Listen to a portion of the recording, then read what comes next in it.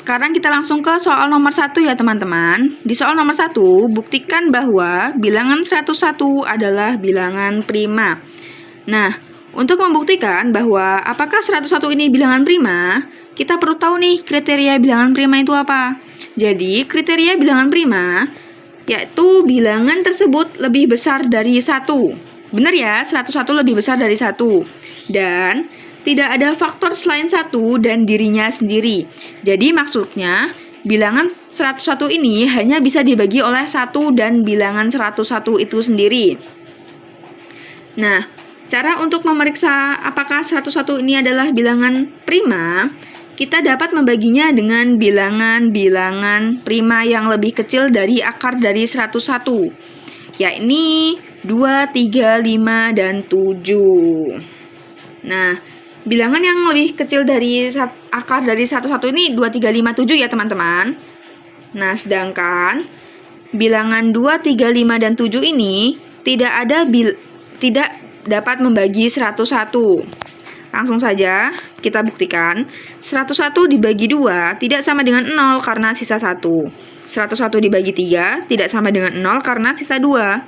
101 dibagi 5 tidak sama dengan 0 karena sisa 1. Dan 101 dibagi 7 tidak sama dengan 0 karena sisa 3. Karena tidak ada faktor lain selain 1 dan 101, maka 101 adalah bilangan prima. Jadi, kesimpulannya, bilangan 101 adalah bilangan prima, karena 101 ini hanya bisa dibagi oleh 1 dan oleh bilangan itu sendiri. Oke, sekarang kita ke nomor 2. Tentukan persamaan Diopantin 12X ditambah 18Y sama dengan 25 memiliki solusi bilangan bulat. Untuk A, tentukan FPB dari 12 dan 18. Dan untuk B, buktikan bahwa FPB membagi sisi kanan, yakni 25. Nah, sekarang langsung saja kita menjawab untuk yang A ya teman-teman. Untuk yang A, tentukan faktor persekutuan terbesar dari 12 dan 18. Untuk menentukan FPB, kita akan menggunakan pohon faktor ya teman-teman. Yang pertama yaitu 12. 12 dibagi 2 sama dengan 6. 6 dibagi 2 sama dengan 3. Jadi faktorisasi prima dari 12 yaitu 2 pangkat 2 dikali 3. Dan faktor 18 yaitu 18 dibagi 2 sama dengan 9. 9 dibagi 3 sama dengan 3. Faktorisasi 18 yaitu 2 dikali 3 pangkat 2. Nah, sekarang kita akan mencari FPB. Untuk mencari FPB, kita akan mencari bilangan yang sama ya teman-teman. Bilangan yang sama dan memiliki pangkat yang paling kecil. Ingat, kalau FPB itu pangkatnya paling kecil ya teman-teman. Nah, di sini 2 ada di 18 dan 2 juga ada di 12. Jadi, dan FPB tadi kan pangkatnya paling kecil.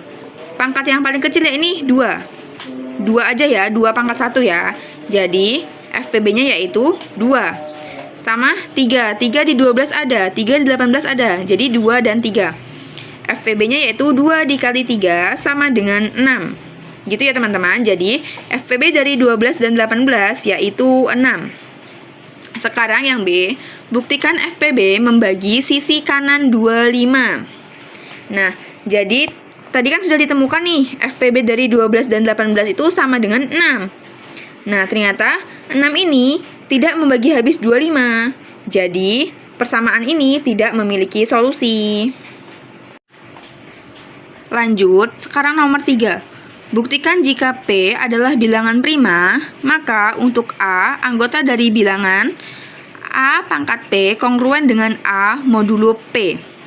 Nah, untuk menjawab, ambil sembarang bilangan prima, maka A pangkat P akan kongruen dengan A modulo P untuk setiap bilangan bulat A. Buktinya, kita akan mengambil sembarang bilangan prima P dan sembarang bilangan bulat A. Maka, FPB dari AP akan sama dengan 1 atau FPB dari AP sama dengan P.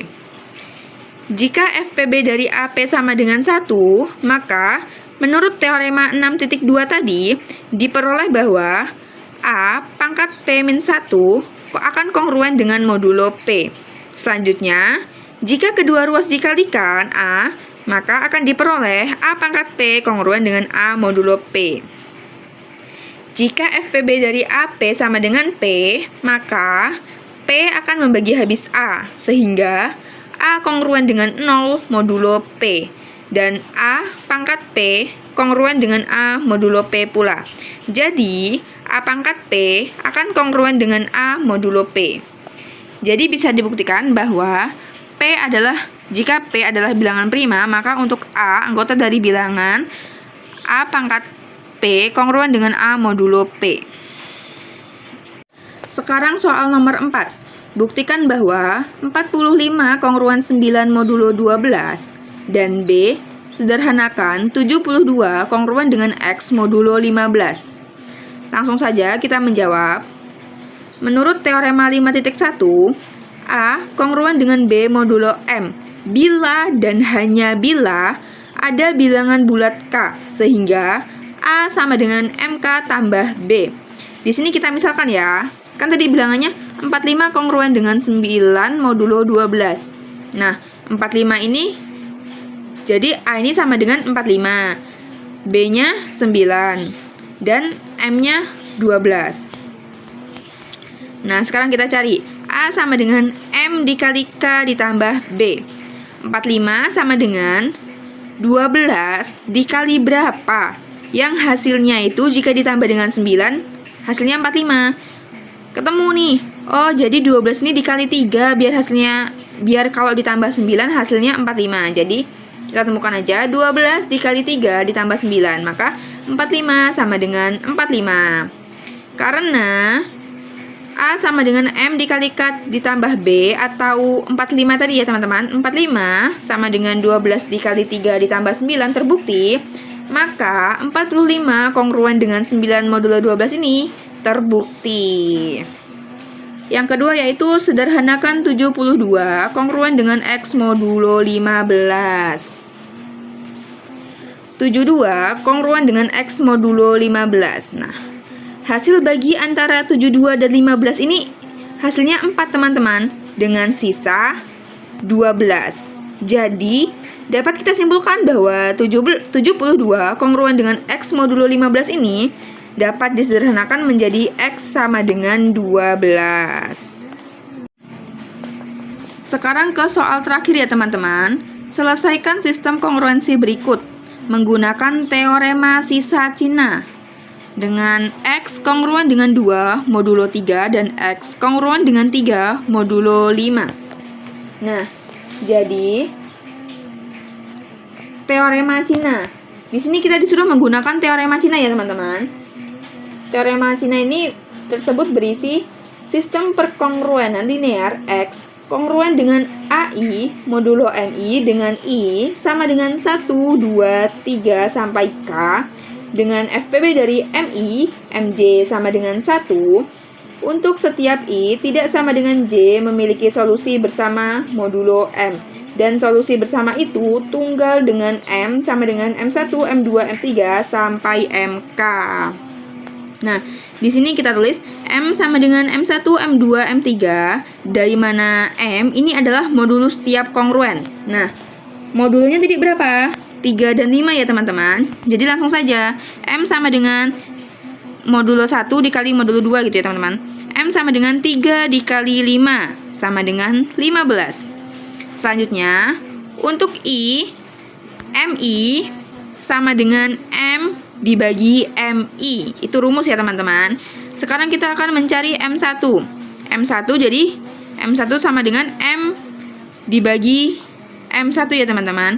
M-nya berapa tadi? M-nya 15. M1-nya berapa? Modulo pertama yaitu 3.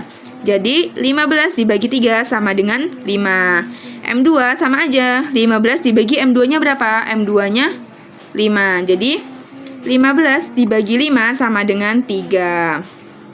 Sekarang, untuk setiap I, temukan inverse multiplikatif dari MI modulo MI, yaitu YI dan yang memenuhi MI dikali YI kongruen dengan 1 modulo MI.